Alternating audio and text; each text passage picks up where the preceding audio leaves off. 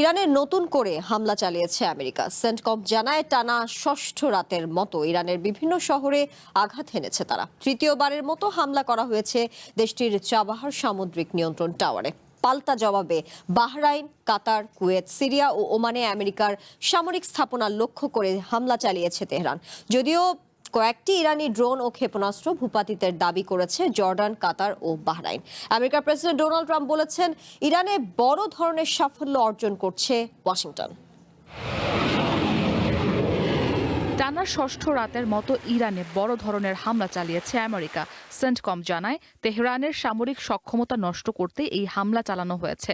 রাতভর চালানো হামলায় বিদ্যুৎ বিচ্ছিন্ন দক্ষিণ ইরানের বন্দর আব্বাস ও এর আশপাশের গ্রাম।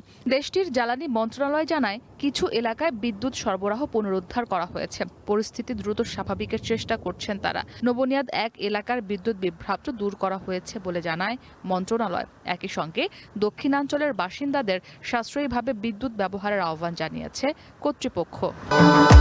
ভবিষ্যৎ হোক নিরাপদ, বিনিয়োগ হোক বিশ্বস্ত, আর আমার পছন্দ সল্ট বে। ওয়েলকাম টু সল্ট বে। ইরানের গণমাধ্যমের তথ্য অনুযায়ী দেশটির একটি সেতু, রেল স্টেশন ও অন্যান্য অবকাঠামোতেও হামলা চালিয়েছে আমেরিকা। হরমুজ প্রণালীর তদারকিতে থাকা গুরুত্বপূর্ণ সিরিক শহরে টানা দ্বিতীয় রাতেও আমেরিকার বিমান হামলার খবর পাওয়া গেছে। একই ধরনের হামলার তথ্য এসেছে বুশেহের শহর থেকেও। ইরানের বন্দর খামির সেতুতে আমেরিকার হামলায় অন্তত 7 জন নিহত এবং 9 জন আহত হয়েছে বলে জানিয়েছে আল জাজিরা। এদিকে বন্দর আব্বাস শহরের একটি আবাসিক এলাকায় 1 জন নিহত ও 8 জন আহত হয়েছে বলে জানিয়েছে স্থানীয় কর্মকর্তারা। আমেরিকার হামলার পাল্টা জবাবে ইরানের সেনাবাহিনী দাবি করেছে তারা বাহরাইনে অবস্থিত আমেরিকার একটি সামরিক ঘাঁটিতে হামলা চালিয়েছে। ফলে বিমান হামলার সতর্কতা হিসেবে বাহরাইনে সাইরেন বেজে উঠেছে বলে জানায় আল জাজিরা।